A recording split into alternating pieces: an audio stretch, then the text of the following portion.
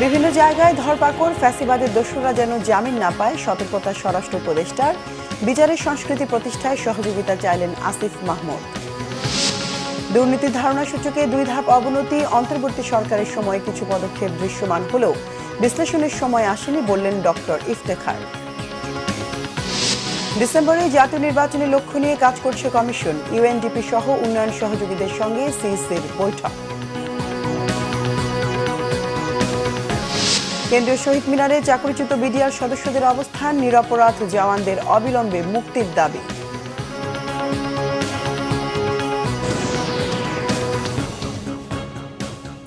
দেখছিলেন crown cement সংবাদ শিরোনাম। এবার বিস্তারিত সংবাদ। অপারেশন ডেভিল হান্টে গাজীপুরে আরও 81 জনকে আটক করা হয়েছে। গাজীপুর মেট্রোপলিটন পুলিশের 8টি থানা এলাকা থেকে 69 জন এবং জেলা পুলিশ 5টি থানা এলাকা থেকে 12 জনকে গ্রেফতার করে। এ নিয়ে গত 3 দিনে 268 জনকে গ্রেফতার করা হয়েছে। সাবেক মুক্তিযুদ্ধ বিষয়ক মন্ত্রী আকমা মোজাম্মেল হকের বাড়িতে বৈষম্য বিরোধী ছাত্র জনতার উপর হামলা ও মারধরের ঘটনায় দায়ের করা মামলায় গ্রেফতার করা হয়েছে 107 জনকে। গ্রেফতারকৃতদের মধ্যে মোজাম্মেল হকের আত্মীয় স্বজনও রয়েছেন। গাজীপুর সদর থানার ওসি মোহাম্মদ মেহেদি হাসান জানান, মহানগর পুলিশের বিভিন্ন টিম ছাত্র জনতার উপর হামলার ঘটনাটিকে অত্যন্ত গুরুত্ব দিয়ে তদন্ত করছে। একই সাথে ঘটনার সাথে জড়িত ও পলাতক আসামিদের অপারেশন ডেভিল হান্টের অধীনে গ্রেফতারের চেষ্টা অব্যাহত রয়েছে। এদিকে এই অভিযানে নরসিংদীতে 18 জন, মোংলায় পৌরসভার সাবেক প্যানেল মেয়র সাদ্দাম শফি সহ 4 জন, খাগড়াছড়িতে 6 জন ও সিলেটে 5 জনকে আটক করা হয়েছে। কোনো সন্ত্রাসী বা ফ্যাসিবাদের দোসর যেন জামিন না পায়, এ বিষয়ে সবাইকে সতর্ক থাকার আহ্বান জানিয়েছেন স্বরাষ্ট্র উপদেষ্টা অবসরপ্রাপ্ত লেফটেন্যান্ট জেনারেল মোহাম্মদ জাহাঙ্গীর আলম চৌধুরী। বলেন, তাদের জামিন পেয়ে আবারও অপরাধে জড়ানো কোনোভাবেই কাম্য নয়। এদিকে আইন উপদেষ্টা আসিফ নজরুল জানান, পতিত সরকার দেশকে অস্থিতিশীল করার জন্য লাখ লাখ টাকা খরচ করছে। সকালে রাজধানীর রাজারবাগে স্বরাষ্ট্র মন্ত্রণালয়ের এক কর্মশালায় এসব কথা বলেন উপদেষ্টারা। আরও জানাচ্ছেন দীপন দেওয়ান। দেশের পরিবর্তিত পরিস্থিতিতে মানবাধিকার ও পরিবেশের উপর গুরুত্বসহ আইন প্রয়োগ বিষয়ক কর্মশালার আয়োজন করে স্বরাষ্ট্র মন্ত্রণালয়। এতে অংশ নেন 300 পুলিশ কর্মকর্তা। উপস্থিত হন স্বরাষ্ট্র, আইন এবং গৃহায়ন ও গণপূর্ত উপদেষ্টা। অতিথির বক্তব্যে গণপূর্ত উপদেষ্টা জানান, এই দেশে গুম এবং বিচার বহির্ভূত হত্যা যেন আর না হয়। শুধু আইন শৃঙ্খলা বললেই তো আর হবে না যে আইন শৃঙ্খলা রক্ষাকারী প্রতিষ্ঠানের সংস্কার দরকার, ব্যাপকভাবে দরকার বিচার বিভাগের, ব্যাপকভাবে দরকার প্রশাসনের, সমস্ত সেক্টরেই সংস্কারের দরকার। কারণ সমস্ত সেক্টরকে ধ্বংস করে দেওয়া হয়েছে। কোনো অবস্থায় গুমের মতো কোনো ঘটনা না ঘটে, যেন বিচার বহির্ভূত হত্যাকাণ্ড না ঘটে, আইনের আওতায় এনে শাস্তি দেওয়ার ব্যবস্থা যেন ঠিকমতো হয়, আদালতগুলো যেন ঠিকভাবে ফাংশনাল হয়। অনুষ্ঠানে আইন উপদেষ্টা জানান, প্রতিটি হত্যা ও গুমের বিচার হবে, সেই বার্তা দিতে হবে। পুলিশ ও বিচার বিভাগ সঠিকভাবে কাজ করলে মবতন্ত্র অবসান হবে। পতিত ফ্যাসিস্ট যে স্বৈরাচার আছে, তাদের যে বিভিন্ন বাহিনী বাংলাদেশের বিভিন্ন জায়গায় লুকিয়ে রয়েছে, তাদের যে লক্ষ কোটি টাকা দেশকে অস্থিতিশীল করার জন্য দেশে এবং বিদেশে নিয়োজিত রয়েছে, তাদের যে রক্তপিপাসু নেত্রী, তার কণ্ঠ যে এখনও সারাক্ষণ আমাদেরকে তাড়িয়ে বেড়াচ্ছে এবং আমাদের বিভিন্ন হোস্টাইল আন্তর্জাতিক মহল রয়েছে, এরকম একটা পরিস্থিতিতে আমরা কাজ করছি। আপনারা হুটহাট করে জামিন দিবেন না। জামিন পাওয়ার পরে একজন মানুষ দেশের আইন শৃঙ্খলা পরিস্থিতির জন্য যদি ভয়াবহ হয়ে ওঠেন, যদি পালিয়ে যাওয়ার চেষ্টা করেন, যদি একই অপরাধ আবার করার চেষ্টা করেন, তাহলে সেটা জামিন দেওয়ার ক্ষেত্রে আপনাদের বিচার্য বিষয় হওয়ার কথা। আপনারা আমার চেয়ে ভালো জানেন। আবার যিনি জামিনের যোগ্য, গত আমলের মতো তাকে জামিন থেকেও বঞ্চিত করেন না। বিচার বিভাগ ও আইন শৃঙ্খলা বাহিনীর সমন্বয়ে দেশ থেকে সন্ত্রাসীদের মূল উৎপাটন করা সম্ভব বলে আশাবাদী স্বরাষ্ট্র উপদেষ্টা। আমরা কোনো অপরাধীকে রাস্তায়, বাজারে, মাঠে, ময়দানে, রাজপথে দেখতে চাই না। প্রত্যেক অপরাধীকে আইনের আওতায় আনতে হবে, তাদের বিচার নিশ্চিত করতে হবে। দুষ্কৃতিকারী, উস্কানিদাতা, জনগণের ভয়ভীতি প্রদর্শনকারী, দুর্নীতিবাজ গ্রেপ্তার করে আদালতে যাবে, আর তথ্যের সীমাবদ্ধতা কিংবা এজেন্সির ব্যর্থতার কারণে জামিন হয়ে পুনরায় অপরাধে জড়িত পড়বে, এটা কোনোভাবেই কাম্য নয়। ন্যায় বিচার নিশ্চিতে মামলার দীর্ঘসূত্রিতা কমানোরও তাগিদ দেন তিনি।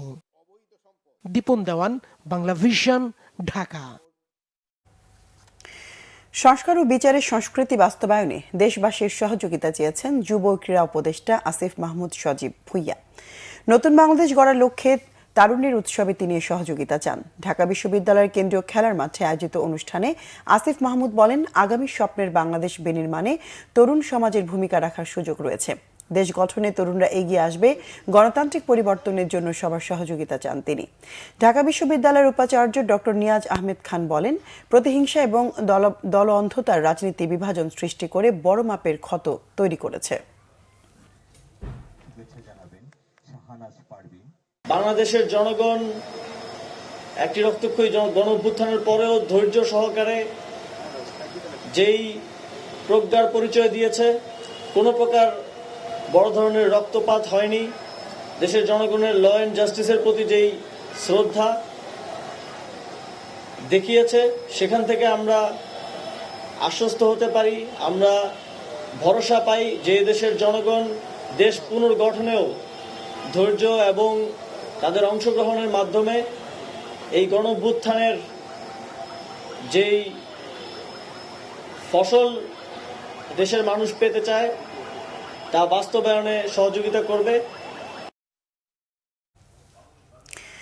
বিশ্ব দুর্নীতির ধারণা সূচকে 2 ধাপ অবনতি হয়ে 151তম অবস্থানে রয়েছে বাংলাদেশ।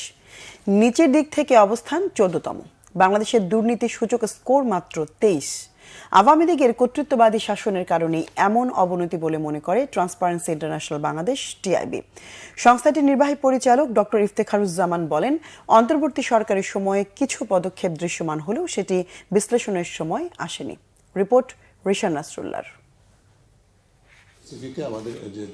বিশ্বজুড়ে 2021 সালের নভেম্বর থেকে 2024 সালের সেপ্টেম্বর পর্যন্ত দুর্নীতির জরিপ পরিচালনা করে ট্রান্সপারেন্সি ইন্টারন্যাশনাল। মঙ্গলবারের জরিপের চিত্র তুলে ধরতে সংবাদ সম্মেলনের আয়োজন করে টিআইবি। প্রতিবেদন বিশ্লেষণ করে টিআইবির নির্বাহী পরিচালক ডক্টর ইফতেখারুজ্জামান বলেন, সূচকে বাংলাদেশের অবস্থান নেতিবাচক। দুর্নীতি নিয়ন্ত্রণে বাংলাদেশের স্কোর মাত্র 23। দক্ষিণ এশিয়ায় বাংলাদেশের পরে আছে শুধু আফগানিস্তান। ভারত ও মালদ্বীপের অবস্থান 96 আর পাকিস্তান আছে 135 নম্বরে।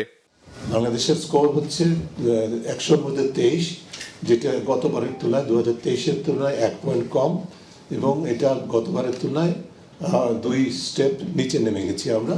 আমাদের অবস্থান 151, 23 স্কোর করে, এবং নিচের দিক থেকে 14তম নিচের দিক থেকে। আওয়ামী লীগের স্বৈরতান্ত্রিক শাসন ও কাঠামোগত দুর্বলতায় দেশের দুর্নীতির সূচকে অবনতি হয়েছে বলে মন্তব্য করেন টিআইবির নির্বাহী পরিচালক। আমাদের যে পিরিয়ড, যে সময়ের ডেটা বা তথ্যের উপর নির্ভর করে এবারের সূচকটি, সেই সময়টা ছিল বাংলাদেশে কর্তৃত্ববাদ বিকাশের, যে কর্তৃত্ববাদের বিকাশের অন্যতম উপাদান ছিল চৌর্যবৃত্ত ভিত্তিক রাজত্ব, যেটা ছিল তার উপর ভিত্তি করে যে স্বৈরতান্ত্রিক ব্যবস্থা, তার একটা চূড়ান্ত রূপ ধারণ করেছিল যে মেয়াদটি, এটা অর্থাৎ নভেম্বর 2021 থেকে সেপ্টেম্বর 2024 এই মেয়াদটি। এবং এই মেয়াদের তথ্যের উপর ভিত্তি করে যেহেতু সূচক, সেই কারণে আমাদের পারফরমেন্স এত বেশি নেতিবাচক বা উদ্বেগজনক হয়েছে। আমাদের এই সময় যেটা আমরা দেখেছি, পাবলিক সেক্টর করাপশন অর্থাৎ সরকারি খাতে দুর্নীতি নিয়ন্ত্রণের কোনো কার্যকর, বিশেষ করে হাই লেভেল করাপশনের দুর্নীতি নিয়ন্ত্রণের কোনো কার্যকর পদক্ষেপ আমরা দেখতে পারি নেই। বিশেষ করে যেটা দেখা গেছে পাবলিক সেক্টরে, বিশেষ পাবলিক কন্ট্রাক্টিং ক্রয় খাত এবং প্রকল্প বাস্তবায়ন, এই ধরনের খাতগুলিতে অবারিত দুর্নীতি, জবাবদিহিনভাবে ক্ষমতার ব্যবহার আমরা সেটা দেখতে পেয়েছি, এবং সেটার প্রতিফলন এই সূচকে ঘটেছে। দেশের দুর্নীতি নিয়ন্ত্রণে অন্তর্বর্তী সরকারের পদক্ষেপ দৃশ্যমান কিনা এমন প্রশ্নের জবাব দেন ইফতেখারুজ্জামান। এইখানে যে মেয়াদটা ছিল, মেয়াদটা হচ্ছে সেপ্টেম্বর 2024 পর্যন্ত। তখনই কিন্তু আমরা দেখেছি, আপনারা প্রতিবেদন করেছেন, সারা দেশে বিভিন্নভাবে দলবাজি, দখলবাজি, চাঁদাবাজি ইত্যাদি বা অব্যাহত ছিল, বা কোনো কোনো ক্ষেত্রে ব্যাপকতা রয়েছে। সেটার প্রতিফলন করে থাকতে পারে এটা। দ্বিতীয় যে বিষয়টা, সেটা হচ্ছে যে আপনার যেটা প্রতিষ্ঠানগুলো কার্যকর ভূমিকা পালন করতে পারছে কিনা, এই বিশ্লেষণটা এখনো টু আর্লি। তবে আমরা যেটা মনে করছি, দুদক আগের তুলনায় সক্রিয় এবং বলবো যে চেষ্টা করছে যে তার দায়িত্বটা কার্যকরভাবে পালন করার জন্য। প্রকাশিত প্রতিবেদন অনুযায়ী বাংলাদেশ থেকে যেসব দেশে টাকা পাচার হয়েছে, সেসব দেশের সূচকের ইতিবাচক পরিবর্তন হয়েছে। স্কোরের দিক থেকে দুর্নীতি নিয়ন্ত্রণে সবার উপরে ডেনমার্ক। পাচারকৃত অর্থ কোন দেশগুলোতে যাচ্ছে? রিশান নাসরুল্লাহ, বাংলা ভিশন, ঢাকা। নির্বাচন নিয়ে এখন পর্যন্ত কোনো চ্যালেঞ্জ নেই। জাতীয় নির্বাচন ডিসেম্বরে করার লক্ষ্যে প্রস্তুতি নেওয়া হচ্ছে বলে জানিয়েছেন নির্বাচন কমিশনার অবসরপ্রাপ্ত ব্রিগেডিয়ার জেনারেল আবুল ফজল মোহাম্মদ সানাউল্লাহ। সকালে আগারগাঁওয়ে নির্বাচন কমিশনে ইউএনডিপি সহ 18টি উন্নয়ন সহযোগীর সঙ্গে নির্বাচনী সহায়তা নিয়ে বৈঠক করেন প্রধান নির্বাচন কমিশনার এএমএম নাসির উদ্দিন। বৈঠকে অন্যান্য কমিশনাররাও উপস্থিত ছিলেন। বৈঠকে ইউরোপীয় ইউনিয়ন সহ আরও কয়েকটি দেশ আগামী নির্বাচনে সহযোগিতা দেওয়ার আগ্রহ প্রকাশ করেছে। আগামী ত্রয়োদশ জাতীয় সংসদ নির্বাচনে প্রার্থীর এজেন্টদের প্রশিক্ষণ দিতে চায় ইউএনডিপি। বৈঠক শেষে নির্বাচন কমিশন সচিব জানান, বিভিন্ন রাজনৈতিক দল সুশীল সমাজের সঙ্গে কথা বলে কমিশনকে আজ ফিডব্যাক দিয়েছে ইউএনডিপি। ক্যামেরা, কম্পিউটার, হার্ডওয়্যার দিয়ে ইসিকে সহযোগিতা করার কথা জানিয়েছেন তারা। নির্বাচনী দায়িত্ব পালন করবেন তাদের দক্ষতা বৃদ্ধিতেও প্রশিক্ষণের ব্যবস্থা করবে সংস্থাটি। ভোটে নারী ও তরুণদের অংশগ্রহণ বাড়াতে ইসির প্রতি আহ্বান জানিয়েছে ইউএনডিপি। এ সময় ইউএনডিপির প্রতিনিধি স্টিফেন লিলার জানান, বাংলাদেশের ইতিহাসে সেরা নির্বাচন করতে চায় তারা। পরিমাণে সংস্কার সহ নির্বাচন করতে হয়, সেখানেই যদি রাজনৈতিক মতৈক্য গিয়ে দাঁড়ায় তাহলে পরে এই বছরের শেষ নাগাদ ডিসেম্বরের 2025-এ আর যদি আরেকটু সংস্কার করার সুযোগ দেওয়া হয় তাহলে 2026 সালের জুন নাগাদ ইলেকশন করা সম্ভব। এবং আমরা বলেছিলাম যে আমাদেরকে আর্লিয়েস্ট ডেটটা ধরে নিয়েই প্রস্তুতি নিতে হচ্ছে। আমাদের অবস্থান এখনও অপরিবর্তিত, আমরা ডিসেম্বরকে ধরে নিয়েই আমাদের প্রস্তুতি গ্রহণ করছি। সাংবাদিক দম্পতি সাগর সারওয়ার ও মেহেরুন রুনি হত্যাকাণ্ডের 13তম বার্ষিকী আজ। সাগর রুনি হত্যার বিচারের দাবিতে প্রতিবাদ সমাবেশের আয়োজন করেছে ঢাকা রিপোর্টার্স ইউনিটি। দর্শক, সেখানে আছেন সহকর্মী ফজলে রাব্বি। সরাসরি যোগাযোগ করার চেষ্টা করছি তার সাথে। রাব্বি, প্রতিবাদ সমাবেশে বক্তারা কি বললেন?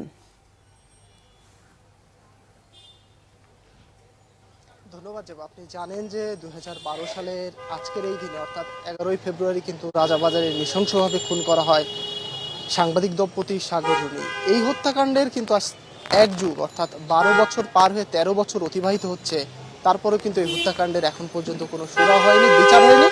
এবং সবচেয়ে শঙ্কার যে জায়গাটা বলা যায় সেটা হচ্ছে এই হত্যাকাণ্ডের কিন্তু এখন পর্যন্ত কোনো প্রতিবেদনই জমা দেওয়া হয়নি আদালত, যার ফলে কিন্তু এই প্রতি বছরের ন্যায় এবারও এই 11 তারিখ ঢাকা রিপোর্টার্স ইউনিটি প্রতি বছরের ন্যায় এবারও আসলে তাদের যে কার্যক্রম প্রতিবাদ সভা সেটা কিন্তু শুরু করেছিল। এবং সকাল 11টার দিকে কিন্তু এই প্রতিবাদ সভা অনুষ্ঠিত হয়। ঠিক একটু আগে প্রতিবাদ সভার সমাপ্তি করলেন ডিআরইউ যিনি সভাপতি, তার সমাপনী বক্তব্যের মধ্যে এই প্রতিবাদ সমাবেশ শেষ হলো। এবং সেখানে বলা হচ্ছে যে আগামী যে 2 মার্চ আদালত থেকে যে প্রতিবেদন জমা দেওয়ার কথা আছে, সেই প্রতিবেদন যদি পিবিআই যদি 2 মার্চের মধ্যে আদালতে প্রতিবেদন জমা দিতে না পারে, সেক্ষেত্রে কিন্তু পুনরায় কঠোর কর্মসূচি হওয়ার যে ঘোষণা সেটা কিন্তু আসলে এই সাংবাদিক ইউনিয়ন থেকে বা ঢাকা রিপোর্টার্স ইউনিটি থেকে কিন্তু আসতে পারে।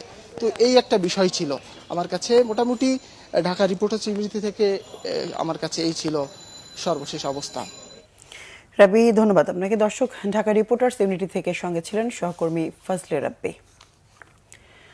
চাকরিতে পুনর্বহাল এবং কারাবন্দীদের মুক্তি সহ 6 দফা দাবিতে কেন্দ্রীয় শহীদ মিনারে অবস্থান কর্মসূচি পালন করছেন চাকরিচ্যুত বিডিআর সদস্যরা। সকাল থেকে বিডিআর কল্যাণ পরিষদের আয়োজনে কেন্দ্রীয় শহীদ মিনারে এই অবস্থান কর্মসূচি পালন করছেন তারা।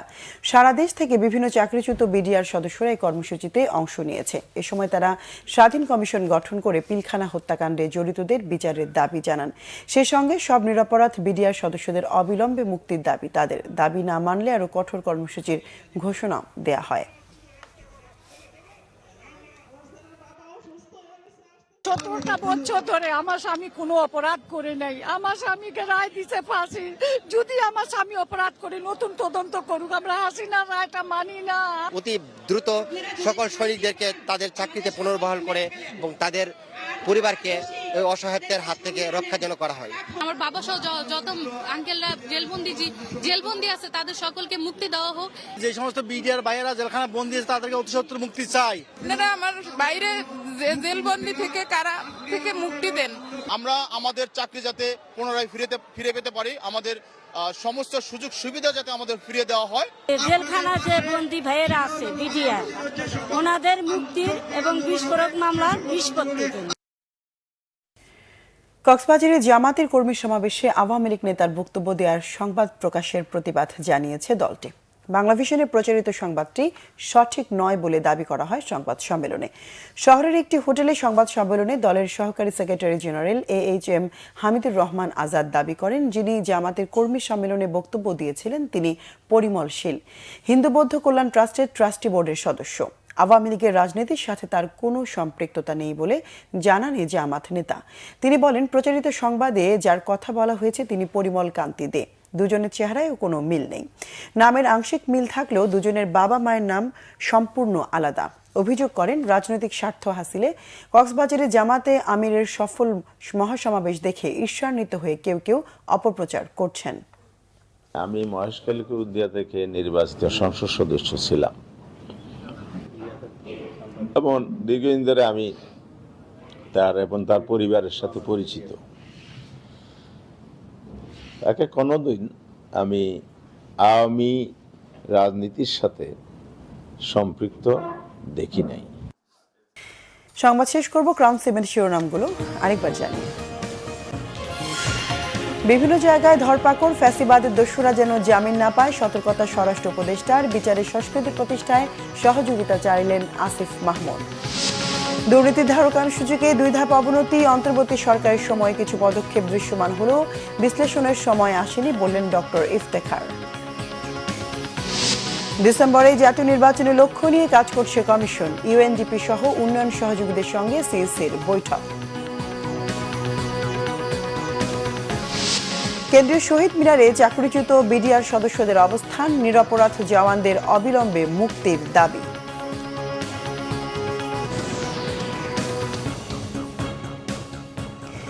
দর্শক, এ ছিল এখনকার মতো। পরবর্তী সংবাদ বিকেল 4টায়, এর আগে 3টায় রয়েছে নিউজ টপ 10 দেখার আমন্ত্রণ রইল। এছাড়া বাংলাভিশন সংবাদ ও সংবাদ সংশ্লিষ্ট অনুষ্ঠান দেখতে ভিজিট করুন www.bvnews24.com ও facebook.com/banglavisionnews এবং সাবস্ক্রাইব করুন youtube.com/banglavisionnews। এতক্ষণ সঙ্গে থাকায় ধন্যবাদ সবাইকে।